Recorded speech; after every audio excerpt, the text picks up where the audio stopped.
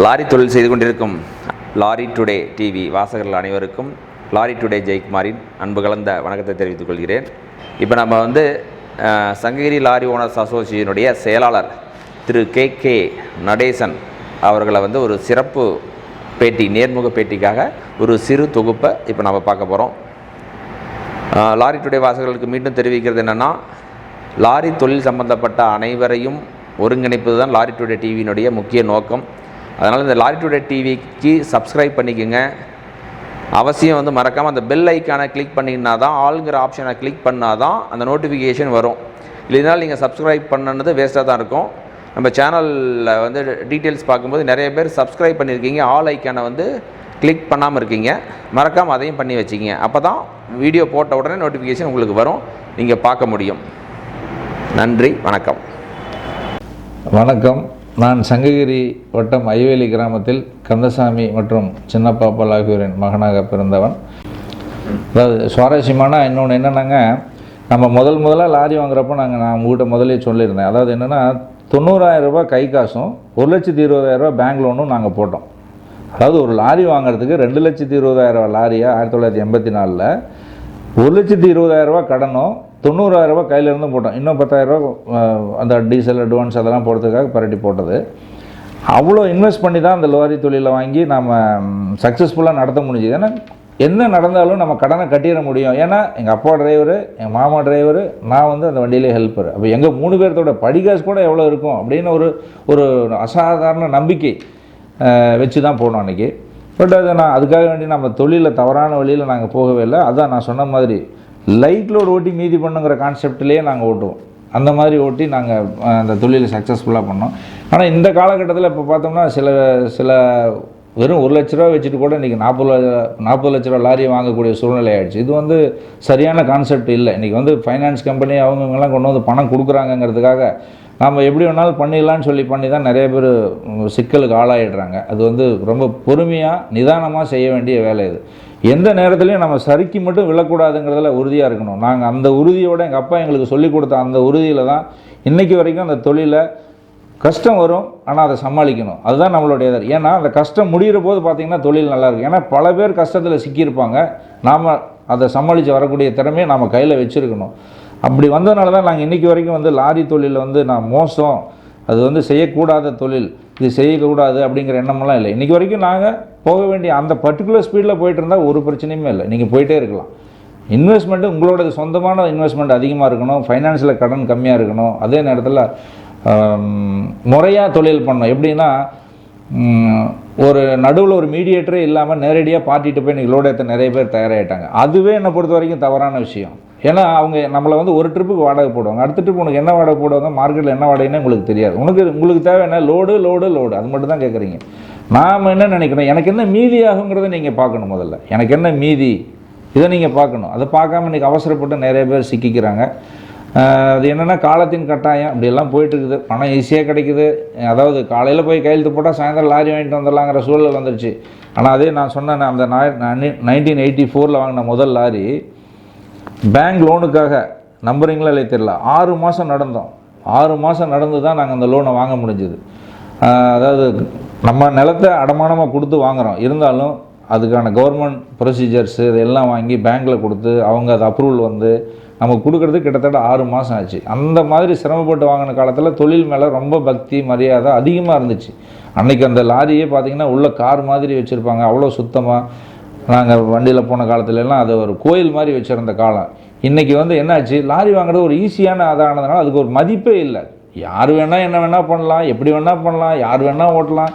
அதுக்கு ஒரு மதிப்பு மரியாதை இல்லாமல் போச்சு. அப்போ என்னாச்சு, பணம்ங்கிறத நம்ம ஒன்றும் இன்வெஸ்ட் பண்ணாதே வந்துடுது அப்படின்னு சொல்லிட்டு எப்படி வேணாலும் லோடு ஏற்றி ஓட்டி அதை நாஸ்தி பண்ணி எங்களை மாதிரி சரியாக நியாயமாக நேர்மையாக தொழில் பண்ணுறவங்க கூட நிறையா முதலீடு போட்டுட்டு கம்மியாக கடன் வாங்கி செய்கிறவங்க கூட செய்ய முடியாத சூழ்நிலை கொண்டு போய் விடுறாங்க. யாரும் இந்த புதுசாக வராங்க, அவங்க கொஞ்ச நாள் வராங்க, காணாமல் போய்ட்றாங்க, அது வேறு. ஆனால் அந்த இடைப்பட்ட காலத்தில் நாம் பாதிக்கப்படுறது ரொம்ப ஏற்றுக்க முடியாத விஷயமா இருக்குது. அதனால் நான் எங்கள் அப்பா சொல்லி கொடுத்ததாகட்டும், என்னுடைய அனுபவத்தில் ஆகட்டும், நான் என்ன சொல்ல வரேன்னா, நீங்கள் நிறைய முதலீடு போடுங்க, கடன் கம்மியாக வாங்குங்க. ஒரு 6 மாதம் வண்டி ஓடலனாலும் நம்மளால் சமாளிக்க முடியுங்கிற எண்ணத்தோடு இருங்க. இன்றைக்கி இருக்கிற காலகட்டத்தில் இந்த போட்டி உலகத்தில் இன்றைக்கி ஒரு வண்டிக்கு ஒரு வண்டி கடன் கட்டுறது நடக்காத காரியம், எல்லாத்துக்குமே தெரிஞ்சிருக்கும்.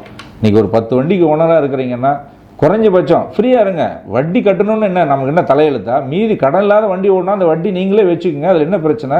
ஃபைனான்ஸில் வந்து இன்றைக்கி 4% வட்டிக்கு தரான், 3% வட்டிக்கு தராங்கிறதுக்காக நம்ம போய் அத்தனை பணத்தை வாங்கணும்னு என்ன நெசசரி? நம்ம பணமாக இருந்தாலும் அந்த இன்றைக்கி 50, இன்றைக்கி பாருங்கள் பேங்க்கில் வட்டியெல்லாம் குறைச்சிட்டே வராங்க. என்ன வட்டி இருக்குது? 50 காசு வட்டி சம்பாதிக்க கூட இனிமேல் முடியாது. அப்போ நம்ம பணத்தை முதலீடு நிறையா போட்டுட்டு கம்மியான லாரி வச்சு ஓட்டுங்க. வண்டியும் கம்மியாக இருக்கும், கம்மியாக இருக்கும்போது வாடகையும் கூடும், நல்ல லாபமும் இருக்கும். அந்த வட்டி அடுத்த ஃபைனான்ஸ் கம்பெனி கட்டாமல் நீங்களே மீதி பண்ணலாம். உங்கள் சொந்த வண்டி ஓட்டினா மாதத்துக்கு 30,000 மீதியான வேண்டான்னு சொல்லுவீங்களா? இன்றைக்கி வந்து ஒரு வண்டிக்கு பார்த்தீங்கன்னா இன்றைக்கி ஒரு 14 வீல் வண்டி வாங்கினீங்கன்னா ஒரு 35 லட்ச ரூபா நீங்கள் ஒரு கடன் வாங்குறீங்கன்னா 35 லட்ச ரூபாய்க்கான வட்டி ஒரு மாதத்துக்கு பிரித்து போட்டிங்கன்னா எவ்வளோ வருதோ அந்த பணம் உங்கள் வீட்டுக்கு மீதி ஆட்டுமே. என்ன பிரச்சனை? ஒன்றும் பிரச்சனை இல்லை. அதனால் நீங்கள் கடன் வாங்குறதை குறைச்சிக்கிட்டு அதிகப்படியான லாரி வச்சு நம்ம தொழில் பண்ணி நிறையா சம்பாதிக்கலாம்னு நினைக்கிற எண்ணத்தை தயவு செஞ்சு மாற்றிக்கிங்க. குறைஞ்ச லாரியாக இருந்தாலும் அந்த லாரியை வச்சு லாபகரமாக தொழில் எப்படி பண்ணலாம் அப்படிங்கிறத சிந்திக்கணும் ஒருத்தரும். இது இல்லாதனால தான் இன்றைக்கி பல பேர் சிக்கிக்கிட்டு போயிடுறாங்க. இதுக்கப்புறம் நான் முதல்ல கூட ஒன்று சொல்லியிருந்தேன். ஆன்லைன் கம்பெனிஸ்ன்னு வந்து அவங்க நம்மளை எப்படி கில் பண்ணுறாங்க, அதுலேருந்து எப்படி தப்பிக்கணும், அதையும் நாங்கள்லாம் பார்த்துக்கிட்டு தான் இருக்கிறோம். ஏன்னா அந்த காலத்தில் இருந்த தொழில் வேறு, இன்றைக்கி தொழில் வேறு மாதிரி மாறி இருக்குது. எல்லாருமே நம்மக்கிட்ட சுரண்டத்தான் வராங்க. அதாவது இன்றைக்கி ஒரு இடத்துலையும் கடைசியில் இப்போ உதாரணத்துக்கு ஒன்று சொல்கிறேன், உங்களுக்கு ஈஸியாக சொல்லணுன்னா, நம்ம லாரியில் மெமோ எழுதுகிறோம், போயிட்டு வந்த உடனே என்ன மீதி அப்படின்னு எழுதி பார்க்க முயற்சித்து என்ன மீதியோ அதை நம்ம எடுத்துக்க தயாராக இருக்கும். அதாவது மைனஸ்லேயே போனாலும் சரி நான் எடுத்துகிட்டு போகிறேன். ஏன் நீ என்ன பாவம் பண்ணிட்டீங்களா? நான் இன்றைக்கி சொல்கிறேன், இது வரைக்கும் யாரும் சொல்லியிருக்க மாட்டாங்க. கணக்கு முதல்ல என்ன மீதி உங்களுக்கு வேணுமோ அங்கேருந்து ஆரம்பிங்க. உங்கள் மெமோ எழுதும்போது எனக்கு இன்றைக்கி டெல்லி போயிட்டு வந்திருக்குது, எனக்கு இந்த வண்டி இன்றைக்கி வந்து 60 to 70,000 மீதியானா தான் இந்த வண்டியை நான் ஓட்ட முடியும் அப்படின்னு நினச்சிங்கன்னா உங்கள் மெமோ எழுதும்போது கீழே மீதிங்கிற எழுத்தை முதல் எழுதுங்க, 60,000 போடுங்க. ஏன்னா உங்கள் பணத்தை நீங்கள் முதல்ல ஃபிக்ஸ் பண்ணுங்கள். எனக்கு இவ்வளோ பணம் இருந்தால் தான் இந்த வண்டியை நடத்த முடியும். நீங்கள் ஒன்றும் கோட்டை கட்டுறதுக்காக நான் சொல்ல வரல, உங்கள் வண்டியை நடத்துறதுக்காக மீதியாக வேண்டிய பணத்தை நான் சொல்கிறேன். ஒரு 60,000 ரூபா ஒரு ட்ரிப்பு, 2 ட்ரிப் ஓட்டினீங்கன்னா 1,20,000 ரூபா இருந்தால் மட்டும்தான் உங்கள் வண்டியை இன்றைக்கி நீங்கள் ஓட்ட முடியும். அப்போ எனக்கு மீதி 60,000 ரூபா கன்ஃபார்மாக வேணும், இதில் தான் மாற்று கருத்து இருக்கா? இருந்தால் மட்டும்தான் நீங்கள் ஃபைனான்ஸ் கட்ட முடியும், டயர் வாங்கி போட முடியும், இன்னும் பிற செலவுகளை செய்ய முடியும், எதுவும் செய்ய முடியும். ஒரு மாதத்துக்கு 1,20,000 ரூபா வேணும். சரி, அப்போ நீங்கள் மீதி 60,000 முதல்ல ஆரம்பிங்க. இப்போ நீங்கள் கணக்கு எழுதும்போது எப்படி எழுதுறீங்க? கோயம்புத்தூர் டு டெல்லி இவ்வளவு, டெல்லி டு கோயம்புத்தூர் இவ்வளவு, வழியில் டீசல் இவ்வளவு, டிரைவர் படி எவ்வளவு, ஆர்டிஓ போலீஸ் எவ்வளவு, இறக்கு கூலி எவ்வளவு, ஏற்று கூலி எல்லாம் அவங்க எடுத்துக்கிறாங்க. யாருக்கு எவ்வளோ வேணுமோ எடுத்துக்கிறாங்க. நீங்கள் தாராளமாக கொடுத்துட்டு வந்துடுறீங்க. யாரும் அதை கேட்குறதே இல்லை, அதுக்கு பற்றி யாரும் கவலைப்பட்டுக்கிறதும் இல்லை. சரி, கடைசியாக என்ன மீதி ஆகுது? இவ்வளோ தான் மீதியா? ஏன்ப்பா அப்படின்னு கடைசியாக நீங்கள் டென்ஷன் ஆகிறீங்க, டிரைவர்கிட்ட சண்டை போடுறீங்க, இப்படி ஆயிடுச்சேன்னு நொந்து போகிறீங்க. ஏன் போகிறீங்க? போகாதீங்க. உங்களுக்கு என்ன மீதி வேணுங்கிறத முதல்ல எழுதுங்க. எனக்கு ட்ரிப்புக்கு 60,000 வேணும் அப்படின்னா முதல்ல கீழே 60,000 போடுங்க. அப்படியே மேலே போங்க. செலவு, ஃபாஸ்டேக் செலவு எவ்வளவு, ஆர்டிஓபிசி செலவு எவ்வளவு, ஒன்றா எழுதிட்டு போங்க. போகும்போது கடைசியில் என்ன எங்கே துண்டு வரும்? உங்களுக்கு வரவில் துண்டு வரும். முதல்ல எழுதுனீங்க இல்லையா, கோயம்புத்தூர் டு டெல்லி, டெல்லி டு கோயம்புத்தூர் வரவில் வந்து ஷார்ட்டேஜ் வரும். அப்போ அந்த ஷார்ட்டேஜ் வரக்கூடாது அப்படின்னா நீங்கள் வாடகையை கேட்டு வாங்கி ஏற்றுங்க. அதை விட்டுட்டு இன்றைக்கி ஆன்லைன் புக்கிங் வந்துருச்சு, அது வந்துருச்சு, இது வந்துருச்சு, நான் என்ன மட்டும் மார்க்கெட் எவ்வளோ தான் கிடையாது. நில்லு, ஏன் அவசரப்படுறீங்க? அதுக்கு தான் சொன்னேன், அதிகப்படியாக கடன் வாங்கினா நீங்கள் அவசரப்படுவீங்க. என் வண்டி 4 நாள் நின்னாலும் எனக்கு கவலை இல்லைங்கிற நிலமையில் நீங்கள் இருங்க. அளவுக்கு அதிகமாக வண்டியை வாங்கிக்க வேண்டியது. ஐயோ வண்டி நிற்கிதே, டியூ நிற்கிதே, பெண்டிங் நிற்கிதே, சீஸ் பண்ணிவிடுவாங்களே, ஏன் போகிறீங்க இப்படி? உங்களை யார் போக சொன்னாங்க? உங்களை யார் நஷ்டத்தில் ஓட்ட சொன்னாங்க? எல்லாம் இதை தான் செஞ்சிட்ருக்கிறீங்க. நஷ்டத்தில் ஓட்டுறதுனா ஏதோ அல்வா சாப்பிட்ற மாதிரி உடனே எனக்கு லாரி வேணும். இந்த எனக்கு தெரிய ஒரு சுவாரஸ்யமாக ஒன்று சொல்கிறேங்க. ஒரு ஓனர் ஒரே வருஷத்தில் 100 வண்டி வாங்கணும்னு சேலஞ்சு பண்ணி வாங்கினார். இங்கே சங்ககிரியில் வாங்கினார். அடுத்த வருஷம் காணாமல் போயிட்டார். இன்றைக்கி டிரைவராக ஓடுறாரு. எதுக்குங்க இந்த நிலமை? இந்த 100 வண்டி வாங்கி காணாமல் போகிறதுக்குள்ள அவர் எத்தனை வண்டிக்காரரை முடிச்சிருப்பாருன்னு நினச்சி பாருங்கள். எத்தனை வண்டிக்கார் லாஸ் ஆகிருப்பான்னு பாருங்கள். ஏன்னா போகிற இடத்துல எந்த வாடகைனாலும் லோடு ஏற்ற வேண்டியது, என்ன வேணாலும் பண்ண வேண்டியது, டைரெக்டாக லோடு ஓட வேண்டியது. இந்த தொழில் ஒரு வரைமுறையே இல்லையா? இதனால தான் நாங்கள் சொல்கிறோம், நிறைய நேரத்தில் நான் கூட டென்ஷன் ஆவேன். ஏன்னா ஒரு தொழில் வரைமுறை எப்படியெல்லாம் செஞ்சுட்டு வந்துக்கிட்டு இருந்தாங்க காலங்காலமாக நம்ம பகுதியில், அதாவது நாமக்கல், சேலம், சங்ககிரி, திருச்செங்கோடு, எவ்வளோ கண்ணியமாக எப்படி நடத்துனாங்க, இன்றைக்கி அதை எப்படி நடத்துகிறாங்க. அப்புறம் இன்னொன்று கூட சொல்கிறேங்க, நம்ம செய்யக்கூடாத மிக மிக முட்டாள்தனமான ஒரு செயல் செய்கிறாங்க. தான் வந்து அளவுக்கு அதிகமாக லாரி வாங்கிடுறாங்க, கடன் கட்ட முடியல, வண்டி சீஸ் பண்ண போகிறாங்க, உடனே அந்த வண்டியில் இருக்கிற பார்ட்ஸை கழட்டி விற்றுட்டுங்க வண்டியை கொண்டு போய் ஃபைனான்ஸில் விடுறாங்க. இது ஒரு கண்ணியமான தொழிலாங்க இது நீங்கள் செய்யக்கூடிய வேலை. இந்த லாரி தொழில் செய்கிறவனுடைய வேலையா இது?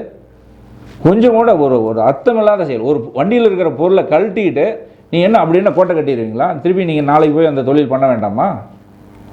உங்களால் கடன் கட்ட முடியல, வண்டியை விற்று கடனை கட்டிட்டு பேசாமல் திரும்பவும் முயற்சி பண்ணலாம். அடுத்த முறை இன்னொரு வண்டியை வாங்கி விடலாம். ஒரு வண்டி வாங்கினீங்கன்னா ஒரு குறைஞ்சபட்சம் ஒரு 3 வருஷமாவது வெயிட் பண்ணுங்கள். அந்த வண்டி 3 வருஷம் ஓட்டிட்டு அப்புறமா அடுத்த வண்டிக்கு போங்க. ஒரே வருஷம் அடுத்த வண்டி என்ன இது? ஒரே நாள். அதான் பேராசை தான் பெருநஷ்டம். அதுதான் அந்த வார்த்தையை மட்டும் மனசில் வச்சுங்க. ஆசைப்படுங்க, தப்பு இல்லை. பேராசைப்படாதீங்க. பேராசைப்பட்டீங்கன்னா நீங்கள் ஜெயிக்க முடியாது, எதுலையாக இருந்தாலும் சரி. உதாரணத்துக்கு இன்னொன்று சொல்கிறேன், சிரிக்க கூட தோணும். ஈமு கோழியில் பணத்தை போட்டாங்க, அதுக்கு என்ன அர்த்தம்? பேராசை. யாராவது ஜெயிச்சாங்களா? அதுதான் லாரியிலையும் நடக்குது. பேராசைப்படாதீங்க. பேராசைப்பட்டீங்கன்னா கண்டிப்பாக ஜெயிக்க முடியாது. மெதுவாக போங்க. என்னோடய சக்தி இவ்வளோதான், இந்த சக்தியில் நான் இதை ஜெயிக்க முடியும். இந்த வண்டி இன்னும் 6 மாதம் ஓடலைன்னா கூட என்னால் முடியும். ஒரு வண்டி ஆக்சிடென்ட் ஆகிடுச்சா நான் அதை சமாளித்து டியூ கட்ட முடியும் இன்னும் பிற வண்டியை வச்சு. அந்த போல்ட்னஸோடு இருக்கிற வரைக்கும் இந்த தொழில் என்றைக்குமே வீண் போகாது. லாரி தொழில் இல்லாமல் இந்த உலகம் இயங்காது. அவ்வளோ அருமையான ஒரு தொழில், மிக அற்புதமான ஒரு தொழில். அநியாயத்துக்கு வந்து எல்லாம் கெடுத்து குட்டிச்சவராக்கி, நான் இதெல்லாம் ரொம்ப ஆதங்கப்பட்டு தான் சொல்கிறேன். ஏன்னா என்னுடைய 13 ஆண்டு காலம் அந்த லாரியில் வேலை செஞ்ச அனுபவம் இருக்குது. இன்றைக்கி ஒரு 20 வருஷம் நான் வந்து முதலாளியாக இருந்த அனுபவம் இருக்குது. இது எல்லாம் பார்க்குறப்ப நான் இன்னும் இவ்வளோ கம்மியான வண்டி தான் வச்சுருக்கிறேன். என்ன காரணம் நினைக்கிறீங்க? எடுக்க முடியாதா? நாளை காலையில் நான் 100 வண்டி வாங்க முடியும்?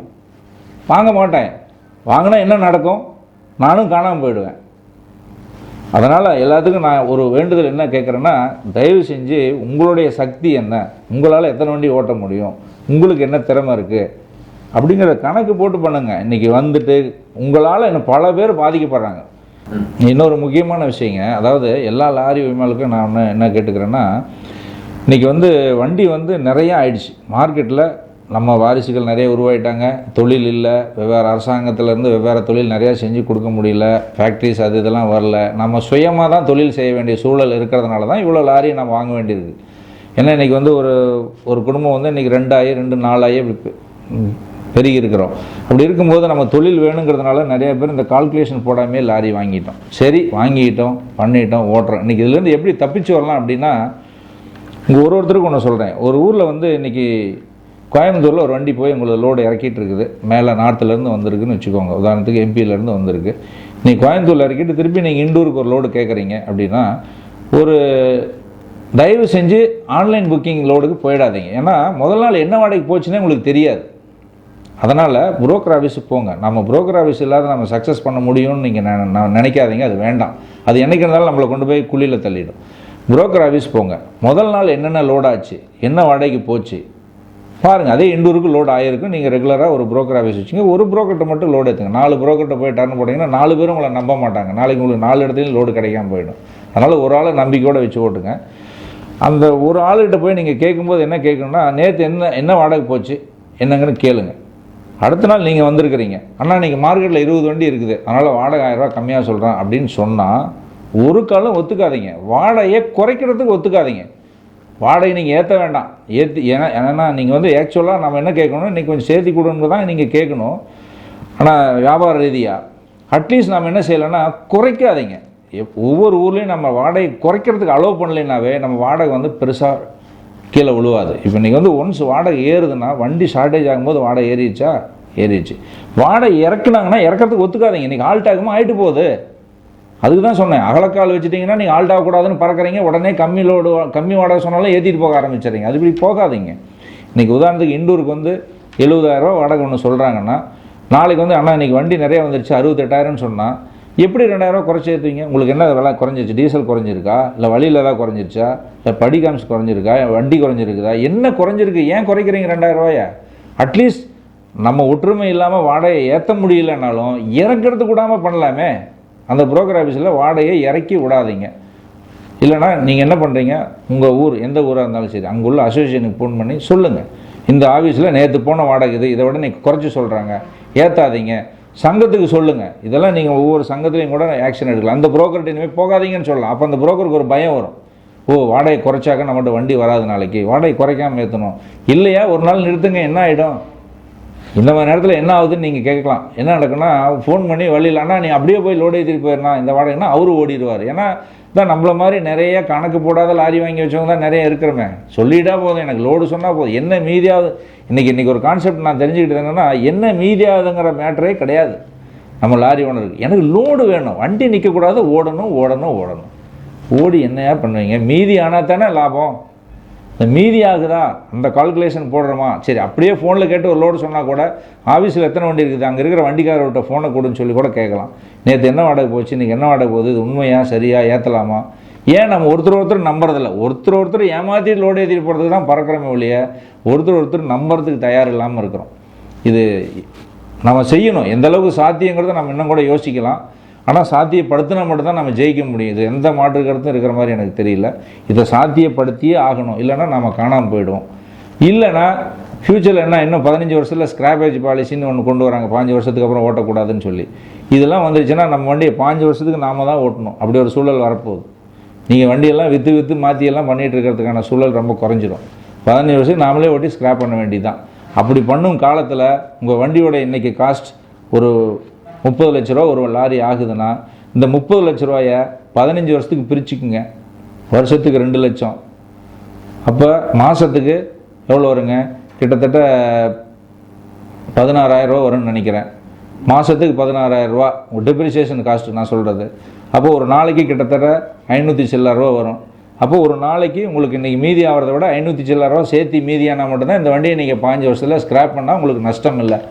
அப்படி நீங்கள் சேர்த்து மீதி பண்ணாமல் இன்றைக்கி என்னமோ பார்டரில் ஓட்டி பார்டர்லேயே கட்டி கடைசியாக போய் இந்த வண்டியை விற்று ஒன்றும் இல்லாமல் ஏன் நம்ம வீணாக போகணும்?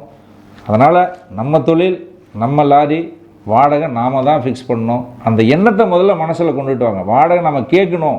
வாடகை இறங்குறது கூட கூடாது. அட்லீஸ்ட் ஏற்றுறது கூட உங்களால் முடியுதோ இல்லையோ தெரியல, இறங்குறது கூடாதீங்க. ஒரு ஊரில் இருக்குதுன்னா அந்த ஊரில் இறங்குறது கூடாதீங்க. முதல் நாள் என்ன வாடகை போச்சுங்கிறத ஆணித்தரமாக தெரிஞ்சுக்கிட்டு அப்புறமா அந்த லோடை ஏற்றுங்க. இன்னொரு முக்கியமான விஷயம், நேரடியாக லோடு ஏற்ற போனீங்க நீங்கள் காலி. நல்லா ஞாபகம் வச்சுக்கோங்க, நேரடியாக ஏற்ற போகாதீங்க. இல்லை அப்படி போகிறதுனால போகலாம், அக்ரிமெண்ட் போடுங்க. 1 வருஷத்துக்கு நான் உங்கள்கிட்ட கான்ட்ராக்ட் போடுறேன், இதுதான் எனக்கு வாடகை ஃபிக்ஸ் பண்ணுங்கள். அதுவும் கிடையாது. அவராக ஏற்றுவாராம், அவராக வாடகை போடுவாராம், இவர் போயிடுவாராம். இது எப்படி இது சாத்தியம்? 1 நடை போடுவாங்க, 2வது நடை போடுவாங்களா? எனக்கு மார்க்கெட்லேருந்து கம்மியாக வருதுன்னு உடனே அடுத்த வாரத்தை சொல்லுவாங்க. நீங்கள் கேட்டிங்கன்னா ஒன்று நேரடியாக ஏற்றுங்க, கான்ட்ராக்ட் போட்டு ஏற்றுங்க, இல்லைன்னா புரோக்கர் மூலமாக ஏற்றுங்க.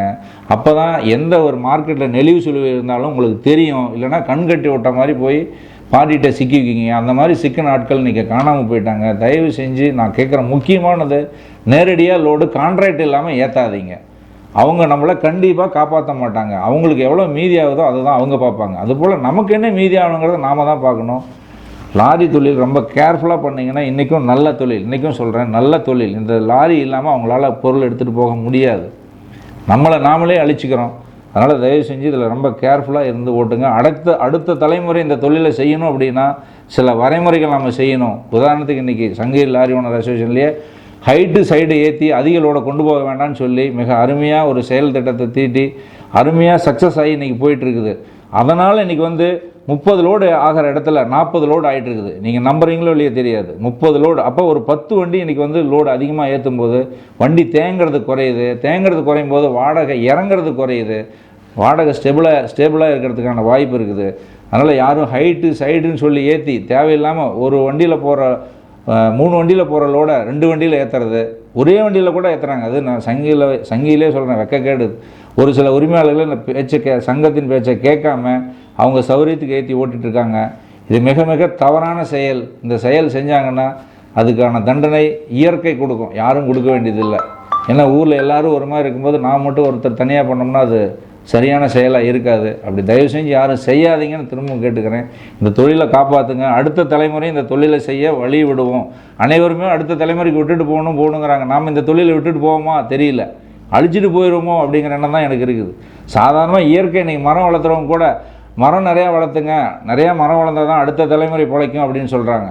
அதுபோல் இந்த லாரி தொழில் இருந்தால் தான் அடுத்த தலைமுறை பிழைக்கும். இல்லைனா போய் எங்கேயாவது கூலி வேலை செய்கிற மாதிரி தான் செய்யணும். அடுத்தவங்கள்ட்ட ஒரு லேப்டாப் கொடுத்துட்டு, இல்லைனா இந்த ஸ்விக்கி மாதிரி பை தூக்கி தோளில் மாட்டிட்டு சுற்றிட்டு தான் உட்காந்துருக்கணும். அதனால் அப்படி போக வேண்டாம். அந்த தொழிலை காப்பாற்றுறதுக்காக தயவு செஞ்சு ஒன்றிணைஞ்சு ஒவ்வொரு ஊரில் இருக்கிற சங்கமும் சொல்கிறத கேட்டு நடந்தீங்கன்னாவே போதும். நீங்களாக எதேச்சியாக முடிவெடுத்து நடக்காமல் சங்கத்தின் பேச்சை கேட்டு நடந்து முன்னேறணுங்கிறது தான் என்னுடைய ஆசை. நன்றி, வணக்கம்.